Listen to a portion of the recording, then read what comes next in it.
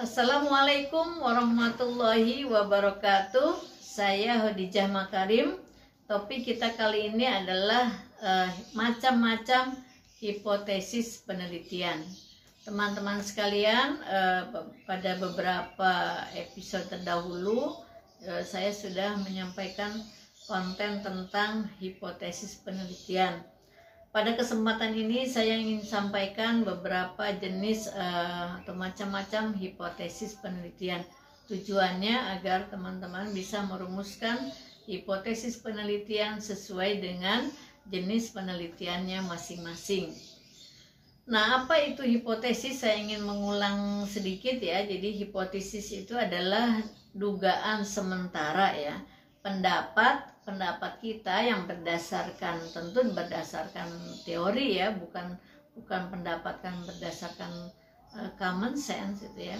Jadi pendapat kita yang masih perlu dibuktikan kebenarannya. Jadi setelah menimbang berdasarkan teori, kemudian kita merumuskan satu pernyataan, dan pernyataan itu masih bersifat sementara, masih harus dibuktikan kebenarannya.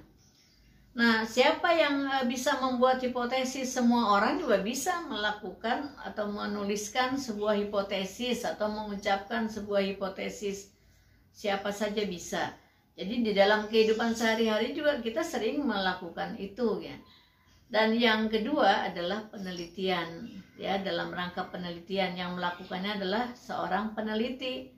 Teman-teman misalnya meneliti untuk S1 skripsi, S2 tesis, S3 disertasi. Nah, berarti teman-teman sebagai peneliti. Nah, jadi saya simpulkan, siapa orang yang bisa menyuarakan, menuliskan atau mengucapkan hipotesis? Semua orang bisa.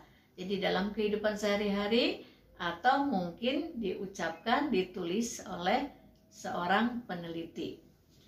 Baik teman-teman sekalian, jadi itu tentang siapa yang bisa membuat hipotesis. Lalu fungsinya apa gitu?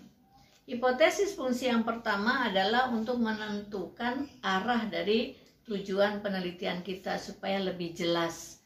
Kemudian yang kedua itu adalah membatasi ruang lingkup penelitian. Jadi nggak terlalu luas gitu. Jadi hipotesis itu kan nanti yang akan diuji.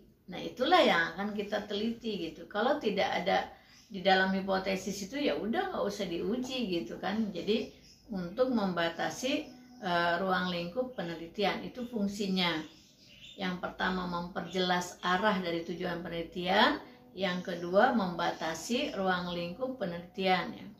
Kemudian ada juga pernah teman-teman tanya tuh, dari mana kita bersumber ya, atau sumbernya dari mana kita merumuskan hipotesis gitu. Nah, kita lihat yang pertama pendapat para ahli, expert di bidang masing-masing, tergantung kamu meneliti bidang apa ya. Kemudian dari teori yang kita baca ya, kita lihat kesesuaian teorinya, lalu kita menarik sebuah hipotesis ya, merumuskan hipotesis. Kemudian bisa juga hipotesis diambil dari hasil-hasil penelitian terdahulu gitu ya. Jadi itu adalah sumber diantaranya tiga tadi ya, pendapat para ahli, teori, atau dari hasil-hasil penelitian terdahulu. Nah, baik teman-teman sekalian, supaya teman-teman bisa merumuskan hipotesis itu dengan benar, tentu ada caranya ya. Kita kenali dulu cirinya, ciri hipotesis yang baik itu seperti apa ya, supaya pas gitu ya dalam merumuskannya. Satu, menyatakan hubungan ya. Yang kedua, sesuai dengan fakta. Jadi jangan mengada-ada kita membuat dugaan sementara itu ya, dengan sesuai dengan fakta. Kemudian berhubungan dengan ilmu ya. Jadi tadi teorinya apa gitu. Ada nggak kesesuaian dengan penarikan hipotesis kita itu ya, penentuan hipotesis yang akan diuji. Kemudian yang keempat, tentu saja setelah itu kita juga pertimbangkan apakah hipotesis yang kita rumuskan itu dapat diuji atau tidak. Jadi harus dapat diuji. Kemudian perumusannya sederhana, jangan berbelit-belit ya. Biasanya kalimatnya sebab akibat, hubungan, signifikan atau tidak signifikan, itu kalimat-kalimat yang biasa digunakan, atau kata-kata signifikan itu biasanya muncul di dalam perumusan hipotesis. Kemudian yang keenam adalah bisa menjelaskan fakta. Jadi dari hipotesis itu tergambar fakta yang akan menjelaskannya seperti apa. Nah, baik teman-teman sekalian, kalau kita lihat di dalam tadi judulnya kan macam-macam hipotesis ya.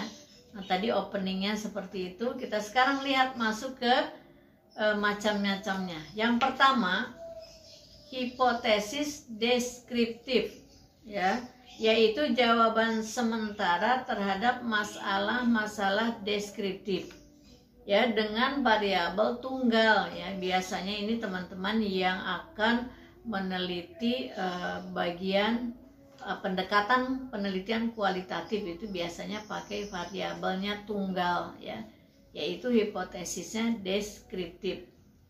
Nah, hipotesis deskriptif dengan variabel tunggal itu sederhana gitu, tapi hati-hati di dalam menarik kesimpulannya nanti. Saya ambil contoh yang gampang aja deh ya, misalnya bakso ya. Teman-teman melihat bakso misalnya, bakso yang dibuat dan diproduksi oleh pabrik XYZ mengandung pengawet misalnya, itu hipotesis nolnya gitu. Berdasarkan persepsi ya, persepsi negatif, kemudian tentu di dalam perumusan itunya misalnya, kok kayak baksonya kok begini amat sih ya, jadi ada studi pendahuluan gitu, kok kayaknya nih bakso yang diproduksi di pabrik XYZ ini adalah mengandung pengawet nih, kenapa begitu, ini ciri-cirinya misalnya. Lalu hipotesis kerjanya adalah bakso ya, ini tentu bertentangan, bakso yang dibuat pabrik XYZ tidak mengandung pengawet. Nah, untuk menentukan nanti mana hipotesis yang diterima, tentu harus melakukan uji coba dan eksperimen, diuji dalam proses penelitian. Nanti kesimpulannya apakah benar bakso itu mengandung pengawet atau tidak benar ya. Itu contoh dari hipotesis deskriptif yang tunggal ya variabelnya. Yang kedua yaitu hipotesis komparatif, yaitu jawaban atas rumusan masalah yang menentukan ada tidaknya perbedaan variabel. Ya, namanya komparatif itu adalah komparasi, membandingkan dari dua variabel, dari dua kelompok data. Ya, itu adalah hipotesis komparatif. Misalnya ini kan variabelnya jamak ya, bisa dua, bisa lebih sih kalau misalnya untuk tesis dan disertasi mungkin variabelnya bisa 3, 4 dan seterusnya, ada yang sampai 5 variabel misalnya.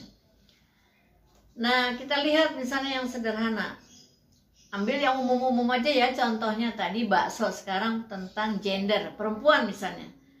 Perempuan mempunyai tingkat kepedulian sosial yang sama dengan laki-laki misalnya, itu hipotesis nolnya ya. Kemudian hipotesis kerjanya, perempuan mempunyai tingkat kepedulian yang berbeda.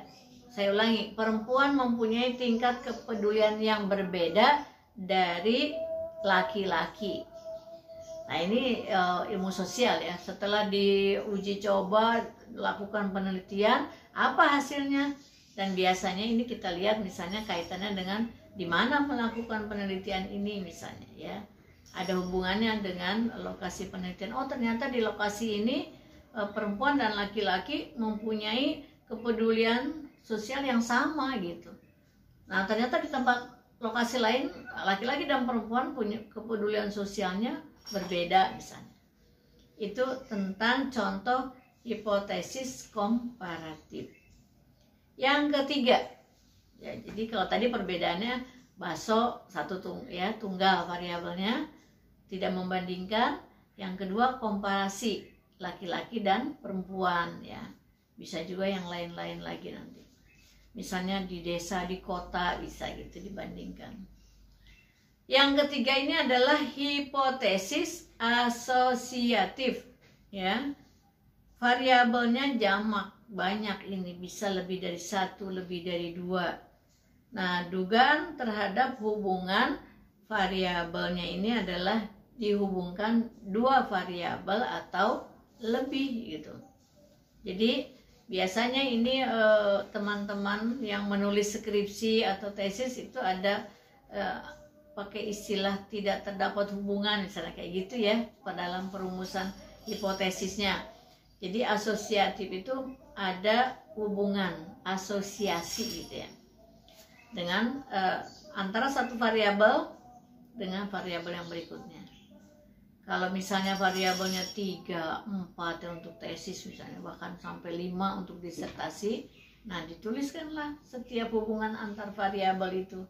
Nanti di lain kesempatan kita ambil contoh-contoh yang hipotesis dengan 3 variabel, 4 sampai 5 variabel misalnya.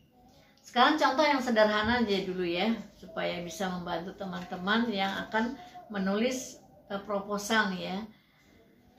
Contohnya misalnya yang komparasi itu, tidak terdapat hubungan antara, nih gender lagi nih, tidak terdapat hubungan antara jenis kelamin dengan jenis profesi misalnya ya. Kemudian hipotesis yang membandingkannya, hipotesis kerjanya adalah terdapat hubungan antara jenis kelamin dengan jenis profesi. Nah, ini misalnya, kok kalau perempuan tuh kebanyakan profesinya di bidang jasa misalnya, kalau laki-laki di bidang apa misalnya. Nah misalnya ada kelompok ingin lihat sebetulnya yang perempuan itu lebih cocok di profesi apa misalnya, ingin melihat, menguji apakah perempuan bisa berprofesi di segala bidang, atau ada nggak bidang-bidang tertentu yang tidak bisa dikerjakan oleh kaum perempuan misalnya gitu ya. Nah ini misalnya penelitian dari teman-teman yang ingin meneliti tentang pemberdayaan perempuan misalnya ya. Jadi contoh yang tadi saya ulangi, H0-nya tidak terdapat hubungan antara jenis kelamin dengan jenis profesi. H1-nya terdapat hubungan antara jenis kelamin dengan jenis profesi. Ya itu dia teman-teman sekalian. Jadi jenis hipotesis itu dalam hal ini saya sampaikan tadi 3, deskriptif, asosiatif, dan yang kedua tadi, deskriptif, komparatif, dan asosiatif. Saya ulangi, deskriptif, komparatif, dan asosiatif. Nah teman-teman mau menulis hipotesis yang jenis yang mana gitu kan. Nah kalau masih kurang jelas, silahkan baca lagi referensi yang berkaitan dengan hipotesis penelitian supaya lebih terampil di dalam merumuskan hipotesis. Insya Allah ini bisa membantu. Mudah-mudahan proposalnya cepat di ACC, cepat melaksanakan penelitian, dan cepat lulus. Terima kasih, mudah-mudahan di lain kesempatan kita bincang lagi dengan contoh-contoh hipotesis yang dengan variabel lebih dari 3 variabel. Assalamualaikum warahmatullahi wabarakatuh.